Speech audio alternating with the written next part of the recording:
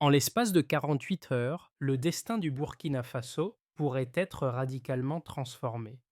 Alors que le pays est confronté à une dette colossale de 5,6 milliards de dollars et à une pression géopolitique sans précédent, Ibrahim Traoré se retrouve au cœur de cette crise. Mais dans ce moment de tension, l'émergence d'un projet de souveraineté économique pourrait bouleverser les équilibres mondiaux. Pourquoi un petit pays du Sahel, apparemment enclavé, pourrait-il déclencher un tel changement dans l'ordre mondial?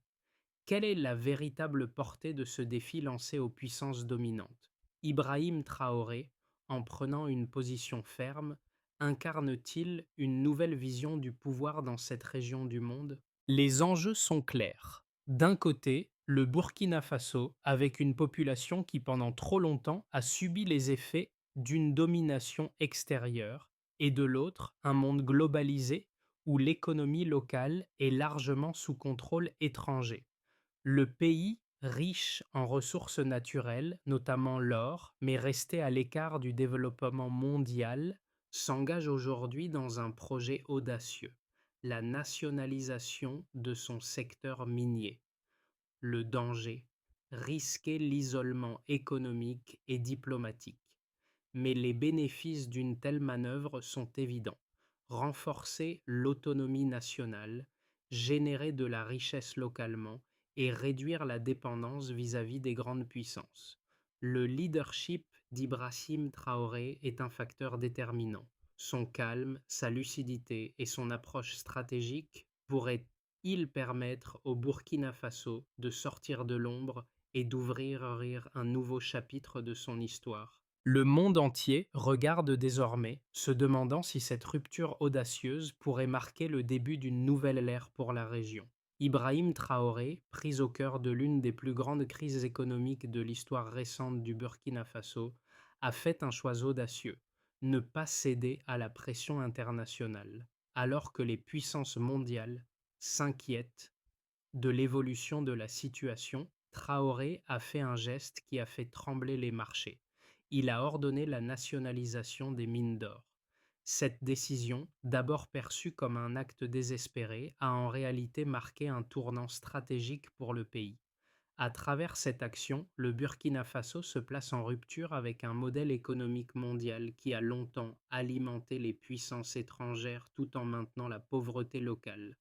L'impact immédiat, une série de réactions en chaîne. Le pays, jusque-là dépendant de l'exploitation de ses ressources naturelles par des entreprises multinationales, retrouve un certain contrôle. Ce n'est pas seulement une question de répartition de la richesse, mais de souveraineté. Cette décision survient dans un contexte où la menace d'une crise financière mondiale se fait de plus en plus pressante. Le monde s'inquiète des répercussions possibles. Pourtant, ce qui semblait être une simple décision économique s'avère être un défi global, avec des implications géopolitiques majeures. Mais comment un petit pays d'Afrique, l'un des plus pauvres du continent, peut-il rivaliser avec les grandes puissances économiques? En jouant sur ses ressources et sa souveraineté, le Burkina Faso fait un pari audacieux mais potentiellement révolutionnaire. Ibrahim Traoré ne se contente pas de prendre des décisions, il incarne le changement. Ce jeune leader, à la tête du Burkina Faso, représente un nouveau visage pour l'Afrique. Dans un contexte de forte instabilité, il a fait preuve d'une détermination sans faille, alliant stratégie politique et lucidité économique. Le nationalisme économique qu'il prône est la réponse directe à un système mondial qui, selon lui, empêche le Burkina Faso de se développer de manière autonome. Ces actions ont d'ores et déjà un impact majeur, non seulement au niveau national, mais aussi sur la scène internationale. À Ouagadougou, la population est partagée entre l'espoir et l'inquiétude. Les premières répercussions sont visibles. Dans les rues, les conversations portent sur l'avenir et les jeunes, particulièrement dans les universités, commencent à se mobiliser autour de cette idée de souveraineté. Les ouvriers des mines, quant à eux, sont dans l'attente de voir comment leur situation va évoluer. Cette décision pourrait marquer un changement radical dans le rapport entre le Burkina Faso et les puissances étrangères, mais aussi à l'intérieur du pays. Ibrahim Traoré est en train de transformer une crise en une opportunité. Son leadership pourrait-il conduire le pays à une nouvelle ère de développement et d'autonomie? C'est une question à laquelle de nombreux analystes tentent encore de répondre, mais une chose est certaine. Le Burkina Faso n'est plus qu'un simple spectateur dans ce jeu géopolitique mondial. La situation au Burkina Faso évolue rapidement. Après l'annonce de la nationalisation du secteur minier, le pays a plongé dans une série d'événements qui vont redéfinir son avenir. Le premier acte majeur fut le verrouillage des mines. Les concessions étrangères ont été expulsées et les ouvriers locaux ont été formés pour prendre le contrôle. Mais ce n'était qu'un début. Le gouvernement a ensuite pris des mesures pour sécuriser les ressources naturelles et l'influence étrangère. Le premier changement a eu lieu dans les infrastructures de transport. Les routes menant aux mines ont été fermées aux étrangers. Le pays est passé d'une simple exploitation des ressources à une gestion autonome de son propre capital. Cela a entraîné une série de mesures de sécurité qui ont été mises en place pour assurer la transition. Les résultats immédiats ont été visibles. La production a diminué, mais le contrôle local s'est renforcé. L'économie a montré des signes de résistance à court terme, avec une baisse initiale de la production de l'or, mais une augmentation du contrôle des revenus générés par cette industrie. En parallèle, la scène internationale a réagi. Les États-Unis ont exprimé des inquiétudes quant à la situation, tandis que la France a renforcé ses sanctions. Mais plus que jamais, le pays a voulu affirmer son indépendance. L'une des premières décisions a été de revoir le système monétaire. Le gouvernement a commencé à réduire sa dépendance à l'euro, introduisant un système monétaire basé sur le BF Coin. Cette transition monétaire a marqué un tournant historique non seulement pour le Burkina Faso, mais pour l'ensemble du Sahel. Les États voisins ont commencé à observer de près, certains proposant leur aide pour soutenir cette transition. Le Mali et le Niger, par exemple, ont renforcé leur coopération sécuritaire avec Ouagadougou. Ce nouveau modèle économique, qui repose sur la réduction de la dépendance vis-à-vis des puissances mondiales, se transforme progressivement en un modèle plus autonome et plus résilient. L'alignement régional a été une surprise pour beaucoup. Les alliés traditionnels du Burkina Faso se sont avérés plus proches que prévu et la dynamique politique a pris une nouvelle tournure. Ibrahim Traoré, avec ses actions méthodiques, a mis en place un véritable projet de reconstruction nationale. Le pays, loin d'être isolé, s'intègre dans une logique de coopération régionale plus large, formant des alliances stratégiques qui pourraient bien redéfinir la manière dont les pays du Sahel interagissent avec les grandes puissances mondiales. Les événements au Burkina Faso évoluent à une vitesse fulgurante après la décision historique d'Ibrahim Traoré de nationaliser les mines d'or. Dès l'annonce de cette mesure, un enchaînement de réactions s'est déclenché, modifiant profondément l'équilibre politique et économique du pays. Le gouvernement burkinabé a rapidement mis en place des mesures de contrôle strictes sur l'industrie minière, excluant les entreprises étrangères et assurant la gestion interne des ressources. Dans un premier temps, cela a entraîné une baisse notable de la production, mais ce recul a été perçu comme un mal nécessaire pour renforcer l'autonomie nationale.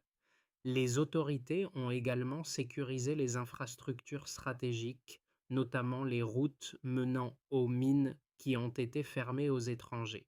Cela a empêché toute fuite de ressources vers des acteurs étrangers, renforçant ainsi le contrôle local.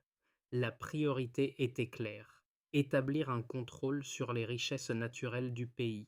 Les travailleurs locaux ont été formés pour gérer les sites miniers, marquant un tournant dans la gestion des ressources du pays. Ce changement a été salué par une partie de la population mais a aussi engendré des tensions avec les entreprises étrangères qui ont vu leurs intérêts économiques mis en péril.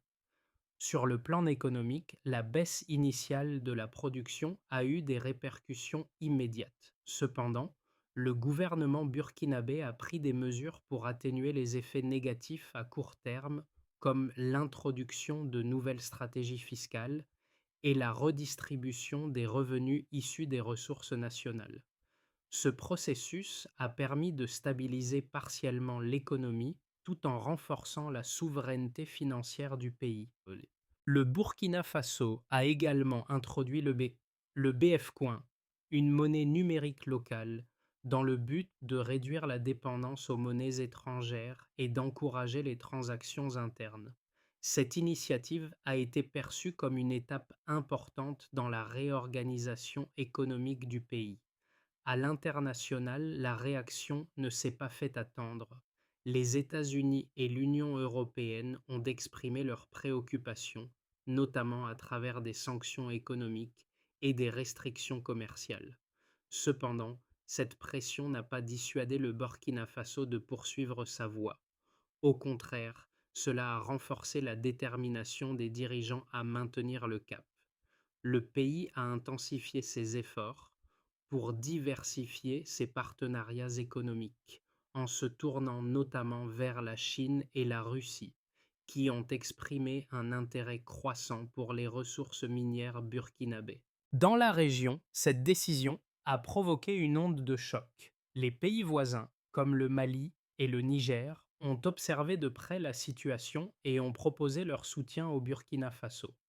Des accords de coopération régionale ont été signés, notamment dans le domaine de la sécurité et du commerce, pour contrer les pressions extérieures. Le Burkina Faso, loin d'être isolé, a ainsi consolidé des alliances stratégiques au sein du Sahel, un espace géopolitique souvent dominé par les grandes puissances mondiales. Ibrahim Traoré a non seulement réussi à stabiliser la situation interne du pays, mais il a également ouvert une voie pour la redéfinition des relations internationales du Burkina Faso. La transition vers une autonomie accrue semble désormais inévitable. Alors que les sanctions extérieures se poursuivent, le pays montre qu'il est prêt à résister et à poursuivre ses efforts pour se reconstruire selon un modèle plus indépendant. Cette période historique pourrait bien marquer un tournant décisif dans l'histoire du Sahel, avec des répercussions sur la politique et l'économie de la région pour les années à venir.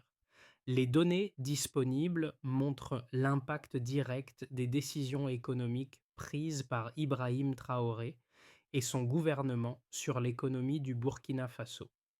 L'une des premières mesures significatives a été la nationalisation des mines d'or, qui a non seulement transformé la gestion des ressources, mais a également engendré des changements dans les flux financiers internationaux et locaux. Avant la décision de nationaliser, le Burkina Faso produisait environ 80 tonnes d'or par an, un chiffre impressionnant mais largement contrôlé par des entreprises multinationales. Cela représentait une part importante des exportations du pays, mais une proportion substantielle des profits échappait aux bénéfices nationaux. Avec la mise en œuvre de la nationalisation, le contrôle des mines est devenu entièrement local, permettant à l'État de capturer une plus grande part de la richesse produite. Cette réallocation des revenus a déjà montré des signes positifs, avec une augmentation de l'impôt minier local et une redistribution plus favorable à l'économie nationale.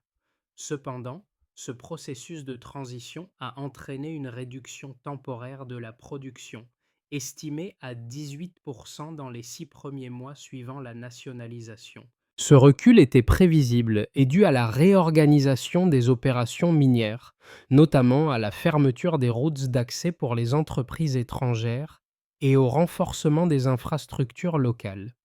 Cette baisse de production a suscité des inquiétudes immédiates au sein des partenaires commerciaux du Burkina Faso, mais elle est en réalité un signe de la volonté du pays de construire une économie plus autonome, loin des influences extérieures. Les autorités burkinabées ont insisté sur le fait que cette baisse était temporaire et qu'elle serait compensée à long terme par une meilleure gestion locale et des investissements dans la modernisation des mines. Sur le plan financier, la décision de se détacher du système monétaire traditionnel a été un autre tournant majeur. Le Burkina Faso a introduit sa propre monnaie numérique, le BF Coin, pour faciliter les transactions internes et réduire sa dépendance au dollar américain et à l'euro. En moins de 3 mois, le BF Coin a déjà représenté près de 62% des transactions financières internationales du pays.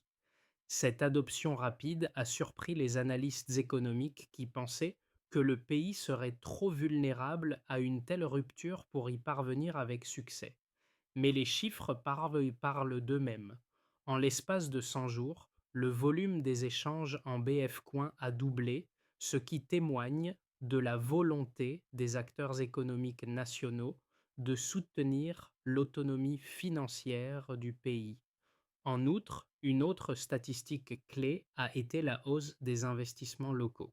Avant la nationalisation, une grande partie des revenus miniers était absorbée par les multinationales. Maintenant, ces fonds restent principalement dans le pays, ce qui a permis un réinvestissement dans des secteurs clés tels que l'agriculture, l'infrastructure et l'éducation. Selon les dernières estimations, environ 78% des revenus générés par l'or restent désormais dans l'économie locale, un changement majeur qui devrait stimuler la croissance à long terme. Les experts financiers sont partagés quant à l'impact à long terme de ces transformations. Certains prévoient que la transition vers une économie plus autonome pourrait conduire à une instabilité à court terme, notamment en raison de la baisse de la production d'or et des sanctions économiques internationales. Cependant, d'autres soulignent que les changements actuels permettent au Burkina Faso de se positionner comme un modèle de souveraineté économique dans la région du Sahel. Les résultats initiaux suggèrent qu'une économie plus indépendante pourrait non seulement assurer une plus grande sécurité économique pour le pays, mais aussi offrir un modèle aux nations voisines qui cherchent à se libérer de la domination des grandes puissances économiques mondiales. Ces chiffres et données soulignent non seulement la réussite initiale du projet d'autonomie économique, mais aussi les défis à venir. Alors que la nationalisation a conduit à une baisse immédiate de la production et des tensions avec les acteurs extérieurs, elle a aussi permis d'accroître le contrôle national sur les ressources stratégiques. La question reste: jusqu'où le Burkina Faso pourra-t-il maintenir cette dynamique de changement face à des pressions externes croissantes et à des défis internes d'adaptation? Les critiques de la politique économique d'Ibrahim Traoré sont nombreuses, mais elles ne sont pas unanimes. D'un côté, les analystes occidentaux mettent en avant les risques potentiels d'une rupture avec l'ordre économique mondial. Selon eux, la nationalisation des mines et l'introduction du BF Coin pourraient isoler le Burkina Faso sur le plan économique.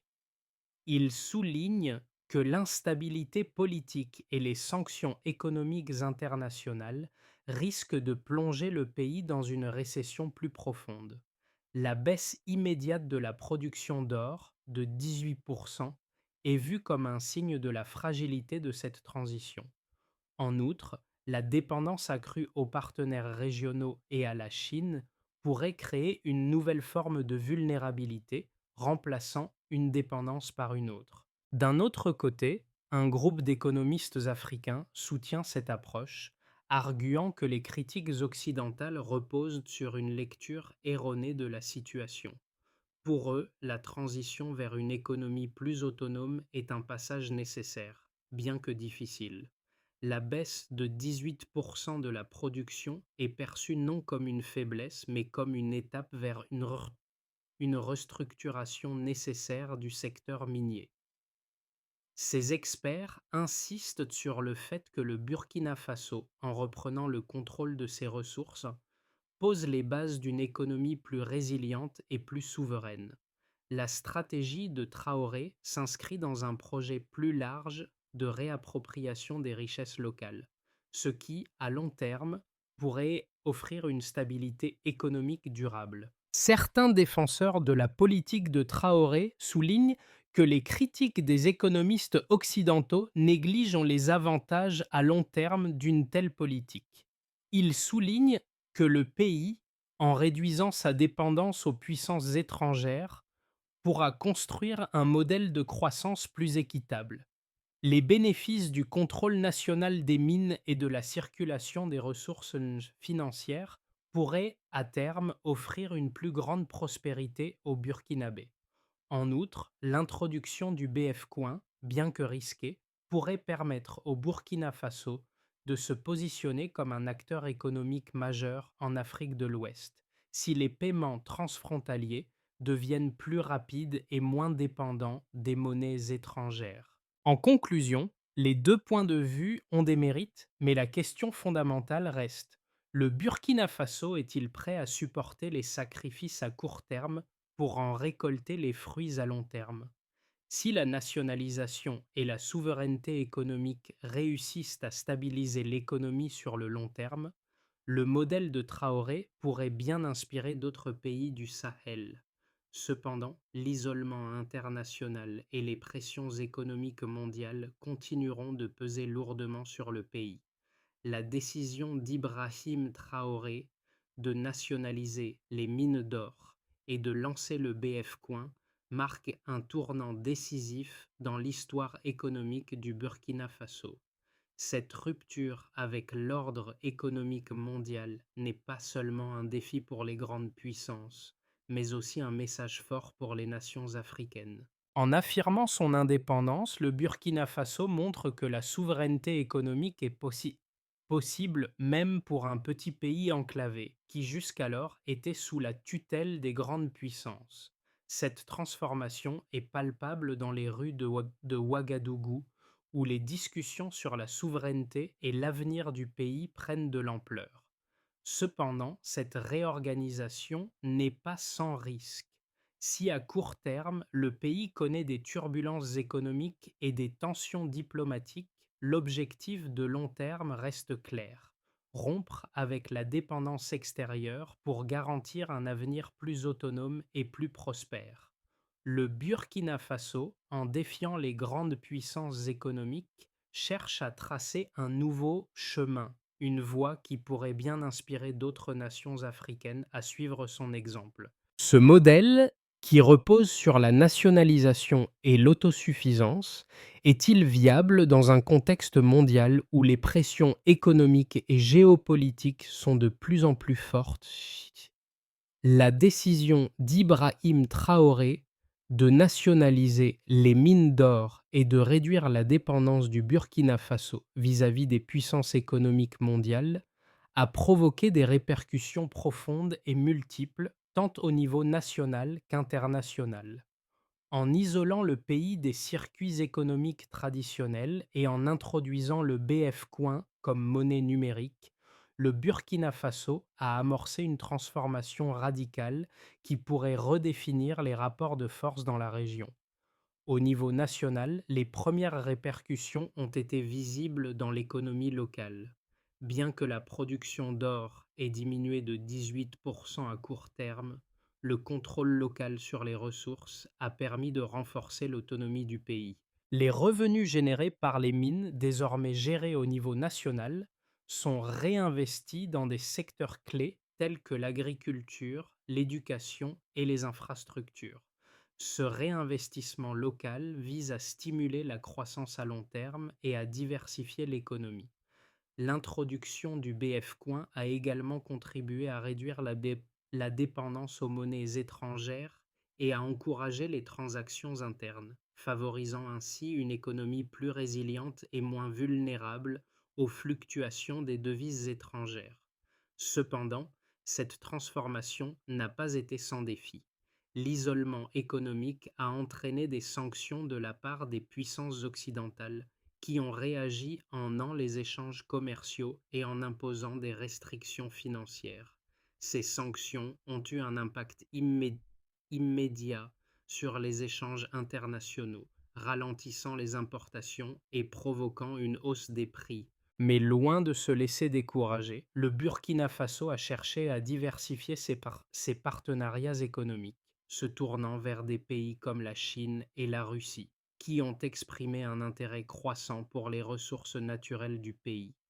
Ce rapprochement avec des puissances émergentes a permis au Burkina Faso de maintenir une certaine stabilité malgré les pressions internationales. Au niveau régional, la décision de Traoré a eu un impact significatif sur les pays voisins du Sahel. Le Mali, le Niger et la Guinée ont observé de près la situation au Burkina Faso et plusieurs d'entre eux ont renforcé leur coopération avec Ouagadougou. Des accords de coopération sécuritaire et peu économique ont été signés visant à soutenir la transition économique du Burkina Faso tout en construisant une solidarité régionale plus forte. Ce renforcement des liens régionaux pourrait transformer le Sahel en un bloc économique plus autonome, moins dépendant des puissances extérieures. La question demeure cependant, jusqu'où cette stratégie de souveraineté économique pourra-t-elle aller? Les pressions internationales sont de plus en plus fortes et la capacité du Burkina Faso à maintenir son modèle économique en dehors des circuits financiers mondiaux est incertaine. Toutefois, le pays semble résolu à poursuivre son chemin. En dépit des difficultés immédiates, l'objectif reste de renforcer la souveraineté nationale, d'assurer une prospérité durable et de se positionner comme un leader régional dans la lutte pour l'indépendance économique. Les prochaines années seront cruciales pour déterminer si le modèle de Traoré pourra réellement transformer le Burkina Faso en une nation plus autonome et prospère, ou si les défis externes et internes finiront par mettre un frein à cette ambitieuse transformation. Quoi qu'il en soit, le pays a déjà tracé une voie qui pourrait bien inspirer d'autres nations africaines à remettre en question leur dépendance au système économique mondial actuel. Les 6 à 12 prochains mois seront décisifs pour déterminer la trajectoire du Burkina Faso après sa décision de rompre avec l'ordre économique mondial. Trois scénarios principaux peuvent se dessiner en fonction des choix politiques, économiques et diplomatiques du pays. Chacun de ces scénarios présente des risques et des opportunités, mais aussi des conséquences profondes pour la stabilité interne du pays et ses relations internationales. Le premier scénario, appelé scénario de base, repose sur la consolidation de l'autonomie économique du Burkina Faso et une coopération renforcée avec ses voisins du Sahel. Dans ce cadre, la politique de nationalisation des mines et l'introduction du BF Coin pourraient conduire à une stabilisation de l'économie à moyen terme. Les investissements locaux augmenteraient et la croissance économique pourrait atteindre 3,5 à 4% par an, soutenue par des partenariats renforcés avec le Mali, le Niger et la Guinée. Cependant, les sanctions économiques occidentales continueront d'exercer une pression sur les importations et les échanges commerciaux, freinant ainsi le potentiel de croissance à court terme. Dans ce scénario, le Burkina Faso réussirait à maintenir sa trajectoire d'indépendance, mais la transition serait lente et les tensions régionales subsisteraient. Le deuxième scénario, scénario optimiste, envisage un renforcement rapide de la coopération régionale et internationale, avec l'émergence du Burkina Faso comme pôle stratégique du Sahel. Grâce à une gestion efficace de ses ressources naturelles et à une intégration plus poussée dans le marché régional, le pays pourrait voir ses relations économiques et diplomatiques se diversifier, notamment avec des pays comme la Chine et la Russie. Cette dynamique ouvrirait la voie à un développement accéléré, notamment dans le secteur des infrastructures et des énergies renouvelables. Le Burkina Faso pourrait devenir un modèle de transition post-dépendance, consolidant un leadership régional et attirant des investissements étrangers à long terme. Toutefois, ce scénario comporte des risques, car l'intensification des pressions extérieures pourrait entraîner des tensions internes, notamment sur la gestion des ressources et l'équité de la répartition des richesses. Le troisième scénario, c'est un scénario pessimiste, envisage un isolement accru du Burkina Faso et une détérioration de la situation économique et politique. Si les sanctions internationales se durcissent et que les alliances régionales échouent à se solidifier, le pays pourrait entrer dans une période d'instabilité économique prolongée. La baisse de la production minière, associée à une gestion monétaire fragile, risquerait de provoquer une récession, accentuant les tensions sociales et politiques à l'intérieur du pays. Le Burkina Faso pourrait être contraint de revenir sur certaines de ses décisions économiques, voire de renégocier avec les puissances occidentales pour éviter un effondrement de son économie. Dans ce scénario, l'espoir d'une souveraineté et se transformerait en une lutte pour maintenir l'équilibre social et économique. Ces trois scénarios montrent clairement que l'avenir du Burkina Faso dépendra de sa capacité à naviguer entre la consolidation de son autonomie et les défis imposés par l'isolement mondial et les tensions internes. La route vers l'indépendance économique sera semée d'embûches, mais le pays pourrait bien transformer ses fragilités actuelles en une source de force pour l'avenir. La situation du Burkina Faso, en particulier la décision d'Ibrahim Traoré de nationaliser les mines et de s'affranchir de la tutelle économique étrangère, résonne bien au-delà des frontières du pays. Pour les spectateurs extérieurs, qu'ils soient au Sahel, en Afrique ou dans le reste du monde, cette rupture avec les puissances occidentales pose des questions profondes sur la souveraineté, l'autonomie économique et la justice mondiale. Pour les nations africaines, cette décision représente un symbole fort de résistance et de réappropriation des ressources naturelles. Elle incarne l'espoir d'un avenir plus équitable, où les pays du continent pourraient enfin décider de leur propre destin économique, loin des influences extérieures. Les images de jeunes Africains dans les rues de Ouagadougou ou dans les universités débattant de la souveraineté nationale et des enjeux géopolitiques illustrent cette dynamique de changement. Ce n'est plus seulement une question d'économie, c'est une question d'identité et de dignité nationale. Pour les spectateurs étrangers, notamment ceux en Europe et en Amérique, cette décision soulève un débat plus complexe. Ils se demandent si un pays aussi petit et pauvre, enclavé au cœur du Sahel, peut réellement défier les structures économiques mondiales sans se retrouver isolé ou plongé dans une crise économique majeure. Les autorités de ces pays surveillent attentivement les développements, car le succès du Burkina Faso pourrait avoir des répercussions sur leur propre politique vis-à-vis de l'Afrique. Pour certains, il s'agit d'une menace à l'ordre mondial établi. Pour d'autres, c'est un test de résilience qui pourrait inciter d'autres pays à suivre l'exemple du Burkina Faso.